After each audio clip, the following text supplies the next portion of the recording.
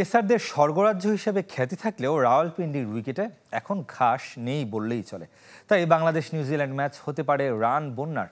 অনানুষ্ঠানিক আলোচনায় এমনটাই জানিয়েছেন কিউরেটর টনি হ্যামিং। তার দাবি, দিন রাত্রির তাপমাত্রার ভিন্নতার কারণে টস জিতে ফিল্ডিং করা দল সুবিধা পাবে।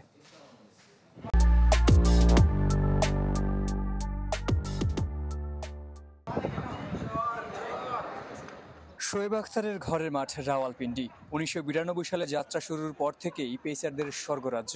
২০২০ সাল পর্যন্ত যে গ্রাউন্ডের গড় রান ছিল ২৫০। আধুনিক ক্রিকেটের সঙ্গে তাল মেলাতে ২০২১ থেকে ধীরে ধীরে বদলাতে থাকে পিন্ডির স্টেডিয়াম।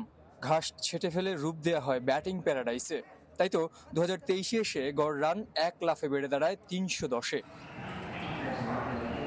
ঘরোয়া এবং আন্তর্জাতিক ম্যাচের ব্যস্ত সূচিতে এবারের চ্যাম্পিয়ন্স ট্রফির আগে পরিচর্যায় খুব একটা সময় মেলেনি কিউরেটরদের। আর শীতকাল হওয়ায় সবুজ থেকে রং বদলে উইকেট হয়েছে বাদামি। মাঠে ১৩টা উইকেট থাকলেও চ্যাম্পিয়ন্স ট্রফির জন্য আইসিসি বেছে নিয়েছে ৪টি। একটি নেট অনুশীলনের জন্য, বাকি ৩টি ৩ ম্যাচের জন্য। বাংলাদেশ নিউজিল্যান্ড ম্যাচে প্রভাব ফেলতে পারে আবহাওয়া। বিসিবির সাবেক ও পিসিবির বর্তমান হেড কিউরেটর টনি হেমিংয়ের মতে, রাতে শিশির থাকায় দ্বিতীয় ইনিংসে বেগ পেতে হবে বোলারদের। তাই টস জিতে আগে ফিল্ডিং নেয়াই হতে পারে বুদ্ধিমানের কাজ। জের সাগর, চ্যানেল 24, রাওয়ালপিন্ডি, পাকিস্তান।